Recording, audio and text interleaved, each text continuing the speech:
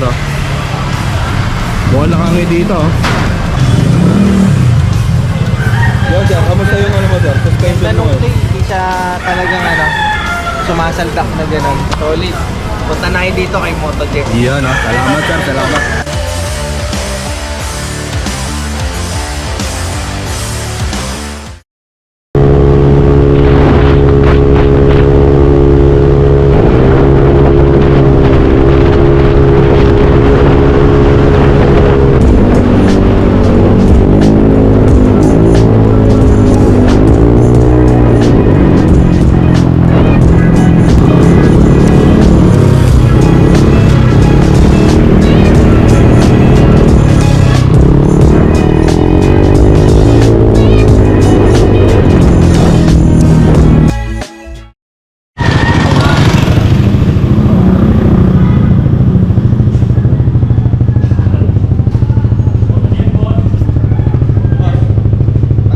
Ayo.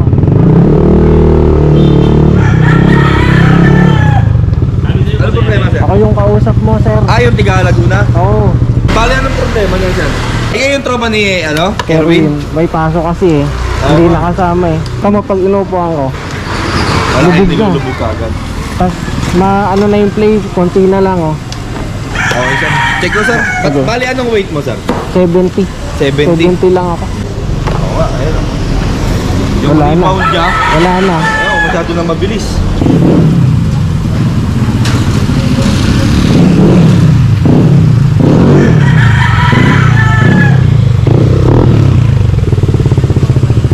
Kamusta, sir? Okay, sir. Dali lang yan.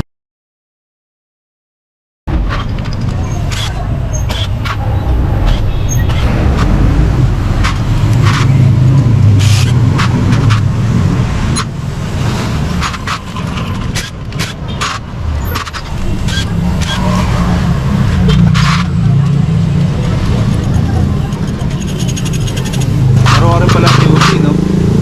Ano, boss? Maruha rin pala. Nagganyan ka ba? Di, dapat. Hindi nakadisgrasya kasi pinsan mo eh. Diyan kami nagkakilala ni Kevin. Nagkasabay kami sa Aurora. Ganda ang kalsada ng Aurora. Oo, grabe. Handy yan. Oo. Yung ruta niyan, puro diretso. Sambales. Oo. Pangasinan, Aurora. Kasi sa Bito namin sa Manila. Puro pangkingan na kinuwang Oo, puro. Ang ruta nun ni Quirino. Pagpasok mo pa lang tawag dito. Baler, yan na. Oo, alam na. Hanggang Quirino, Yan mo yung viscosity ng fluid ngayon. Sobrang labnaw. Kaya ngayon yung play nung shock, masyadong magalaw. Noong una maganda, pero Oo. ulit tumagal. Kasi habang habang lumalakad kasi yung fluid na ginagamit, yung flow ng galaw ng shock, bumabagal ng bumabagal.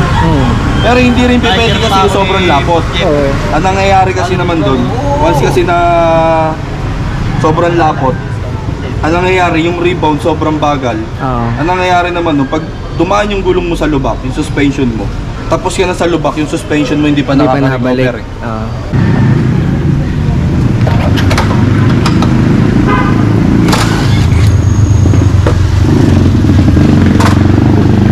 Bak, ingat.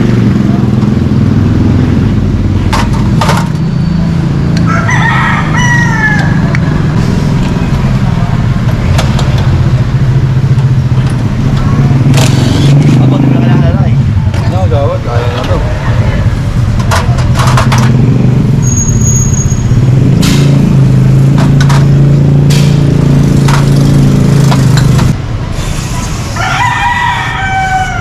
Ayan, parang degreaser. Brake cleaner. Brake cleaner. Pwede pala yung sa ganyan.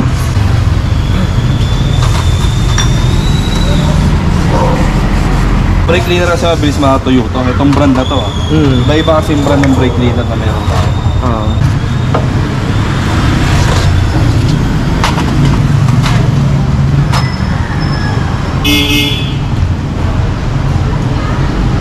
Huwag na tigawak.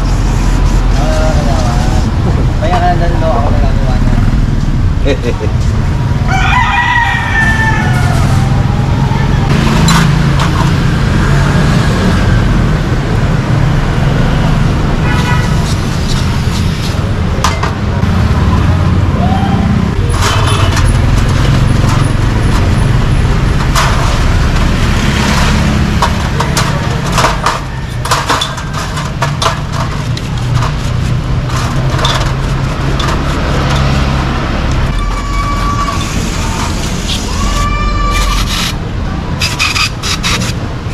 Ito kasi mabilis matuyo eh. Oo. Ayan, nagiging dry kagad siya. Kaya nga dito sa loob, brake cleaner ang ginagamit ko kasi may oil seal. Oo. Yung iba kasi na ano, tawag dito, Sabon. sinasabi, gasolina daw ginagamit. Although, gumagamit kaming gasolina. Pero sa mga parts lang na ganun. Pero sa loob hindi. Kahit naman kasi lagbusan mong gasolina yan, sir, hindi basta-basta masisira yung oil seal. Kanino ka maniniwala, sir? Ha? Yung gumagawa ng oil seal? O doon sa mga owner lang ng motor na sinasabi na nasisira daw pag ano? Eh, nagawa ng oil seal yan. Diyan ko mismo tinanong kung nasisira ang goma ng oil seal sa gasolina. Ano daw? Hindi Kasi daw. nag-evaporate ang gasolina, natutuyo agad eh. Unless na lang kung yung oil seal, ibababad mo ng isang buong araw. Doon lang siya nasisira. Tapos ngayon, di ba yung sa mga CVT natin, sabi gasolina daw. Gasolina, kaya nasisira. Talagang masisira ang oil seal ng pulley. Kasi nga, umiikot yun eh.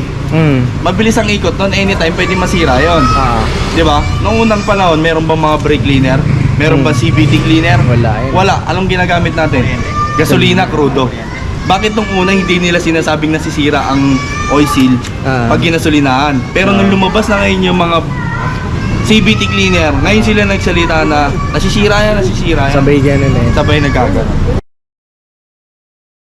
Nagamit ako ng silicone spray para dito sa oil seal. Para pag pinasok yung inner tube do sa oil seal, meron siyang lubricator na nakalagay sa loob. Ayan, sa pag-assemble naman ng ng dumping rod sa loob. Spring muna, then lagay natin sa loob.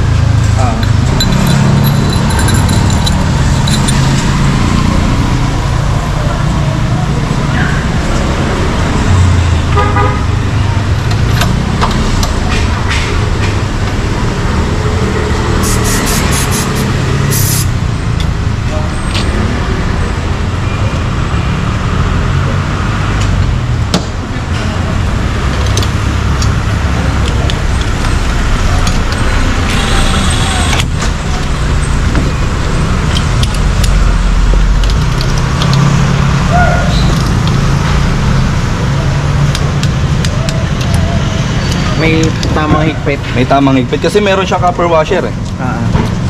Yeah. Yan. So ngayon, pag sobrang higpit nung nut at ginamitan mo lang ng impact wrench, ang impact wrench alam naman natin na walang torque value, yung copper washer madadamage hanggang sa lumaki. Kasi ito, tanso to. Ngayon pag inipit ng bolt yan, lumalaki sa loob, kaya hindi minsan nahuhugot yung bolt. Ngayon, pag meron kang torque wrench na ganito, isiset mo lang siya sa 22 foot-pounds para dun sa tamang higpit niya. Spray ulit tayo ng ano.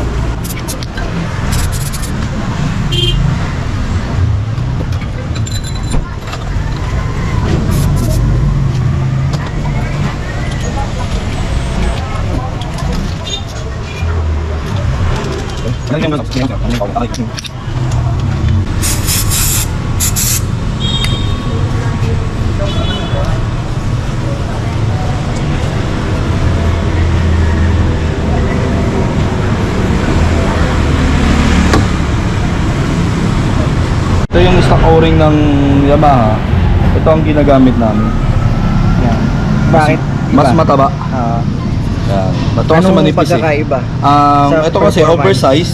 Ang nangyayari ngayon, mas malaki yung pagkaipit niya dito sa ibabaw compare dito. Ito kasi yung stock eh, masyadong manipis. Kumpara mo, mataba tong sa amin, oversize kasi. Para hindi talaga siya tataga sa ibabaw.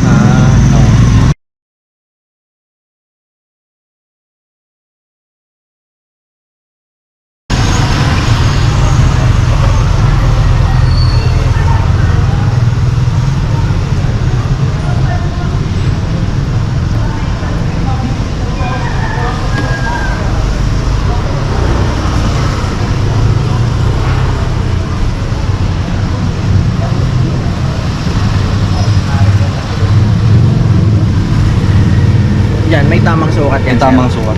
Pinupuno ko lang muna siya ng fluid sa loob. Kasi higupin natin yung sobra. Set natin yung special tool natin para dyan. Kaya magpa-pump tayo ng several times para yung hangin sa loob mawala. Ma-bleed out natin yung hangin. Dahil nakikita mo pag bankingan yung motor mo, medyo nagja-jump yung Oo. shock. Parang di, tama. Hindi siya stable. Parang di stable. Kasi yung Anong dahilan nun? unang-una, yung labnaw ng langis. Oo. Kaya nga tayo nagre-revalve eh. Suporta kasi yun dahil alam natin yung langis balang araw lalabnaw yan. Oo. Eh, walang lifetime na front shock oil Oo. na hindi papalitan.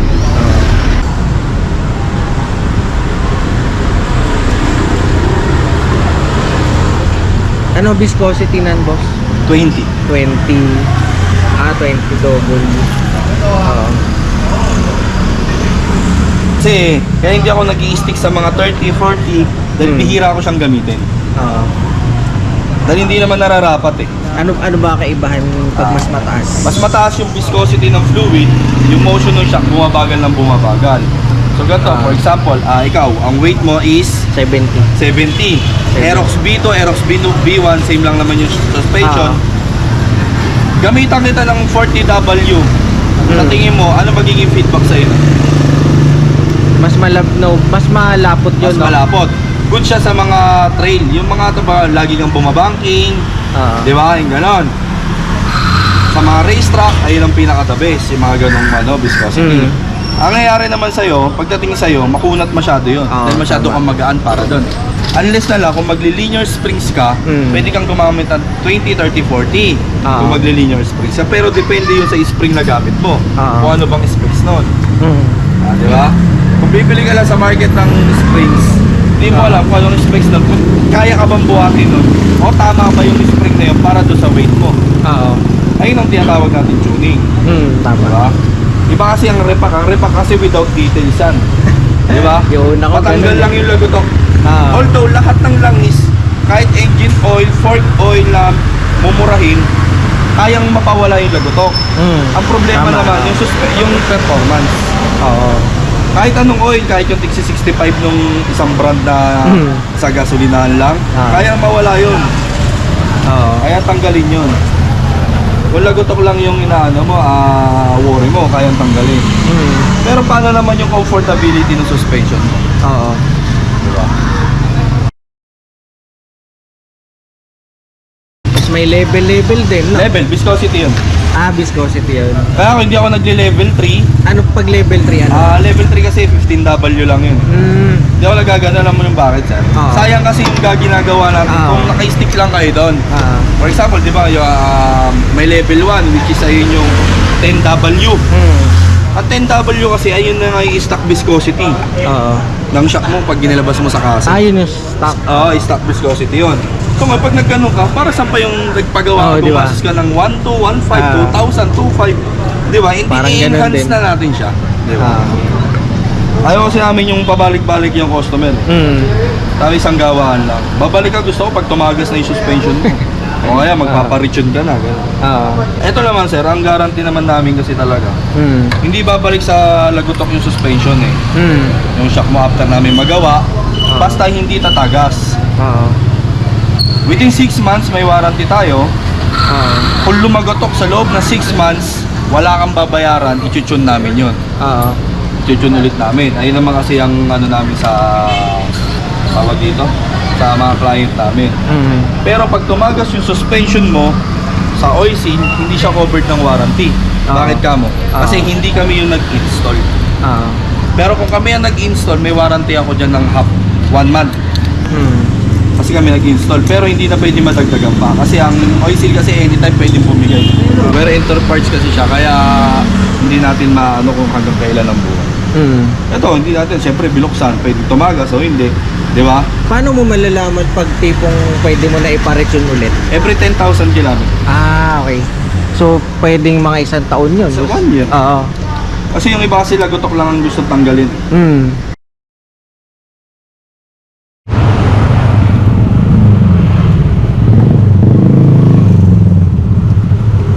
Nakaganda kay Boss Jeffer, binigyan mo ganun ang bike. Yan ang dapat. Nakaganda kay Boss Jeffer, pag nasilo ka, discount. Patay. Kaya may bababa ako hindi kagad siya lulubog.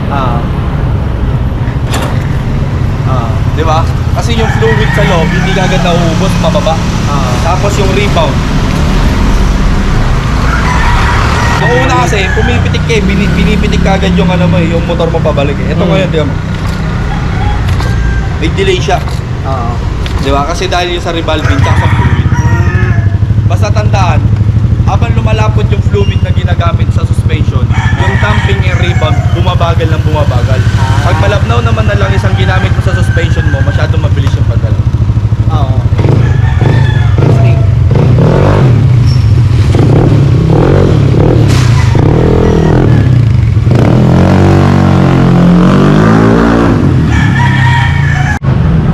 Ano po? Okay na. Sir, text mo na. Ay, ano mo na, sir? Testing mo na. Papatesting na natin kay sir yung tune natin. Pumunat siya, sir. Umunat. Hindi nung una, lubog. Saka tama pagkupo ko pa lang. Ayun o, hindi siya nakaganon. Compare nung una. Nung una ko, ganun Kasi eh. dahil yung sa ginawa nating revolving na modification, tapos yung fluid malapot.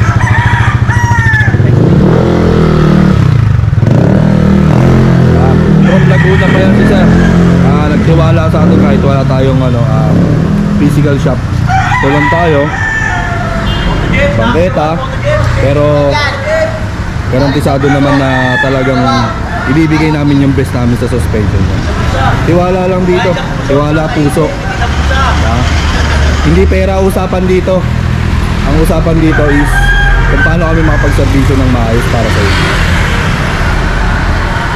Boss, para kami sa'yo ah. Nagawa mo kami. Boss J-Boy lang, number 1. Ayan na si sir, oh. Buwan lang kami dito, oh.